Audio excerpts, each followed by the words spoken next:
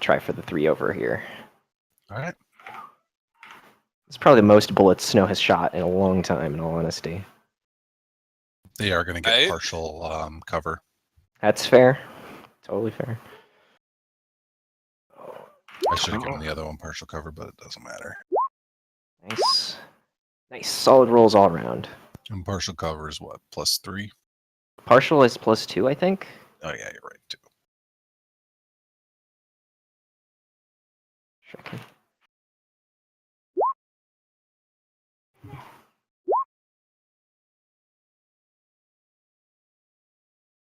For the record, Ninjas, you know, I am like basically taking aim and then between all of these just for simplicity, and so you know that why I'm not taking recoil from all of these shots. Because I don't really have anything else to spend the other simple on. The hilarity of rate to fire on Shadowrun guns. Yep. All right, yeah. So like 3 more like pop, pop, pop. Well, except to be loud screeching, and everybody on that side is pretty much down. Jet, you're up. Okie doke. You've got 2 gangers above the building that you're on, and then 1 behind you. Oh yeah, that one. Who's just been sat there blinking at me for the past like a minute or 3 seconds. I suppose. He didn't get to do a lot because he had to run away from that first grenade that he break through or launched. Yeah, I'm gonna go ahead and shoot him with 6xx bullets. All right. Also shooting them at his face because cold shot vitals. Is this just a cold shot vitals, or like what kind of, is this full auto? It's a simple full auto cold shot vitals. So -5? Yes.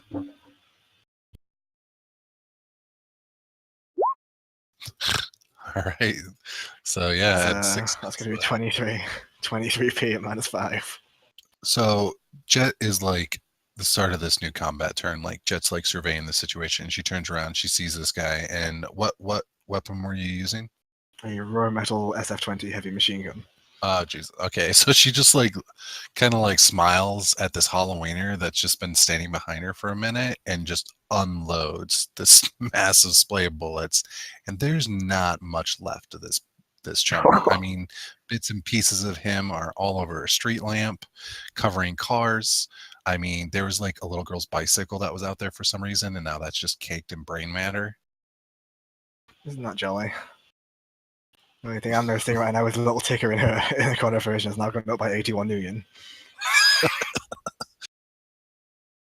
All right. Okay. I think that means, unless there was anything else you want to do, it would be E-Break's turn. Pretty much, yeah. Well, now that I'm done running around the goddamn town,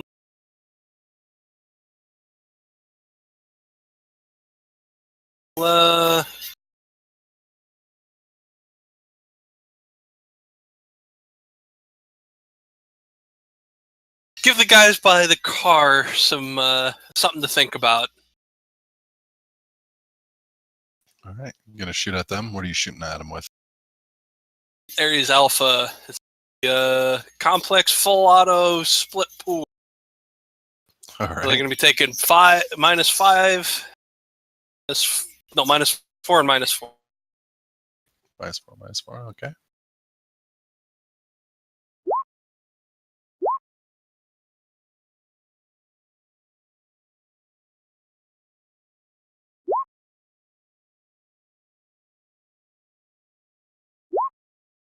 All right, you hit them both, and yeah, I mean, you point back there, and with perfect aim over Jet's car, which I'm sure they appreciate, you pretty much just unload a series of bullets into their unarmored chests, and they just collapse behind her car. And that means our good Southern preacher's up next. Right, so there's one guy hanging out by Jimmy's, right? Is he on the rooftop, or There's two guys on the rooftop? Yep. All right, there's one guy in the alleyway here. Can I see him? Mm-hmm. Yeah, if you poke, I mean, you'd have to get through that fire that's in front of you, but yeah. That's really the only thing that's distorting your vision or being able to move right now. Is just that, small wall of fire. And I'm just going to shoot through the fire. I mean, Okay. I'm not exactly willing to run through, so what kind of penalty does that give? We'll just do -2 distraction. Alright, I'm just going to take aim, then I'm going to blast from one.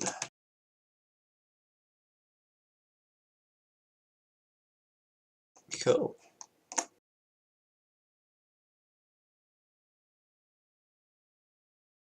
Oh, nice. And what's the damage value on that?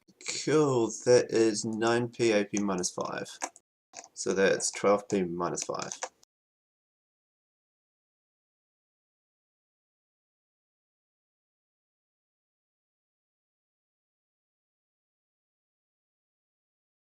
Yeah, he's dead. Wow, I actually didn't think that he might die with that one, but yeah, Damn.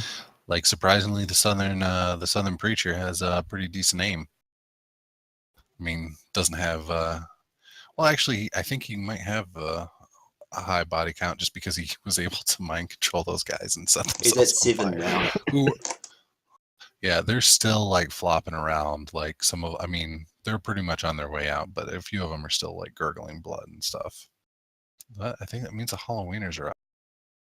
And there's some composure tests that need to be done.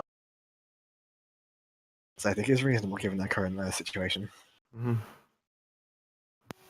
Their leader is down, so so they're rolling. They have to, no, they're all going to run away because the leader is down is going to invoke -2, and they're already only there's no way they can meet the threshold. So they're all going to start heading. The ones on the buildings are going to be difficult. I mean, they're not going to be able to get away this turn because they have to get down off the buildings. So they're going to spend their turn getting down off the buildings into the alleyway where Loco is and trying to make their escape. The other one closest to Snowflake is going to try to dart down an alley and out of sight.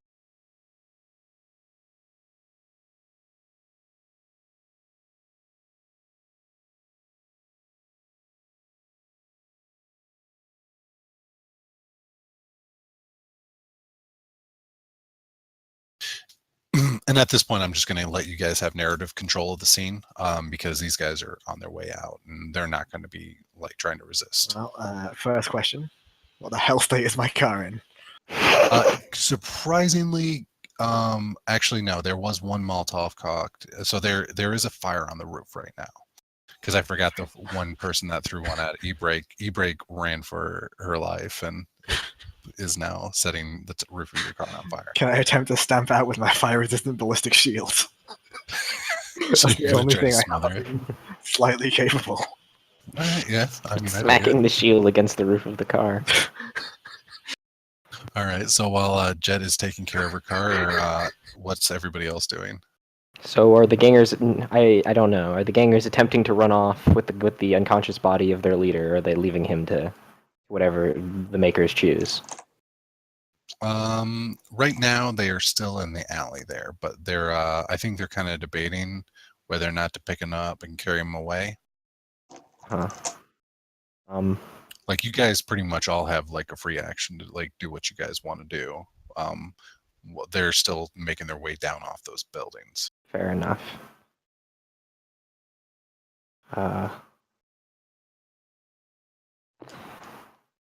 Team, what should we do? I'm just waiting for the fire to burn out. I think you should take out that one that's trying to run away the other way. I can't. No, Snowflake. I don't think Slayer's very much into the cruelty of killing a fleeing and a surrendered opponent.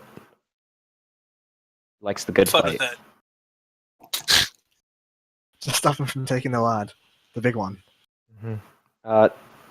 If I can knit, I'm basically just come over here, and I'm fine with wasting about 16 million. I fire a round of the terracotta into the air and tell them to fuck off. They definitely follow. Yeah, I mean, after the display that you guys all had of, I mean, they got some good shots in there, but yeah, I mean, they're not fucking around now. They're just like, yeah, fuck this. This boss isn't worth it. They're just out trying to have a good laugh. They weren't, they don't want to die for this fucker. Mm-hmm. I feel like that's the smart move. You made the correct decision. And I'll help Jet try to put her car out so it's not on fire anymore. Have to get this thing repainted after this. Fucking car paint's expensive. All right. Luckily, after a few moments, it starts to rain, and it's only a matter of moments after that the fire in front of Lazarus goes out. Nice. Someone want to go That's good to upstairs and know. get fucking Jimmy down here. I'm gonna watch Loco. Loco is just passed out on his face on the thing with his. I mean, because he's a thug, his pants were hanging down pretty low, and now his hairy orc ass is just sticking out in the night's air. Figures. Yeah, let's drag him into. Let's get this man into Jimmy so we can hitch them in both together. Jimmy, you fucking up there. No, I think we should bring Jimmy down here. It'll be more impactful. He'll really listen to what we have to say. All these dead gangers outside.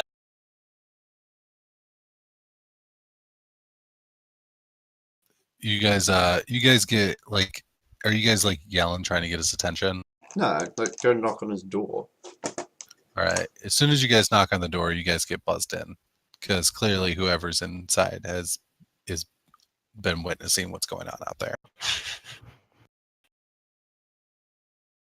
So yeah, you guys get buzzed in, and I mean it looks like a typical like low rent law office. There's ARO posters all over the office of like, you know, in a jam, call Jimmy, you know, type of a thing with his catchphrase and slogan all over him.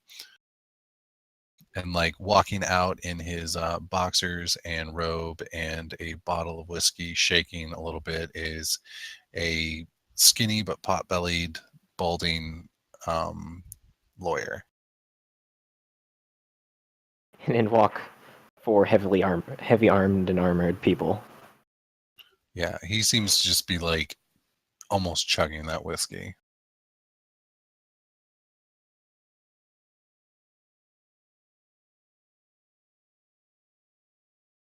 He's looking at you guys like, you know, I mean, clearly intimidated. Right, Laz? I'll let you take it from here. Jamie, we heard that you've been working to make sure that a number of people have been taking a fall for certain murders around here in the Barrens. And he's going to pull up an AR of like the locations of murders. So what do you know about these murders and Monica O'Connor? I mean, he sighs pretty heavily, and he goes over to like a desk and he like slumps down into his chair. He's like, "All right," he's like, "Pull up a seat." He's like, "I'll tell you all that I know." Clearly, like based off of like witnessing your actions outside, like he's not in any way, you know, any mood to, you know, try to screw with you guys. But clearly, this is a man that is quite concerned about his well-being. I mean, he is, for all intents and purposes, a rat. And Okay. he begins to talk about like he drones on about how he first met her. She approached him about dealing with a few situations. Apparently, he's been taking on more and more Halloweener clients lately at the behest of Monica. It seems like she's been using whatever money or resources she has to bolster the ranks of the Halloweeners. And he turns on a few different Tridiocast, and apparently like it is just going off all over Seattle. There's reports all the way up into Everett, even certain AAA zones. Like, you know, there's like all out like firefights between KE and their HTR and like, you know, hundreds and hundreds of Halloweeners. Like pretty much anybody and anybody that they could bring in, they've brought in. And it's popping off all over Seattle. He's like, this is all part of her plan. Like she wants all this chaos and all this distress. And in fact, those of you that are awakened can kind of sense that. Like it's almost as if there's like a background count growing within Seattle itself. Ah, that's just fantastic. Brilliant. Can BGC of death. And even like Dragon Slayer is like kind of like perched on you guys' shoulder, telling you it's like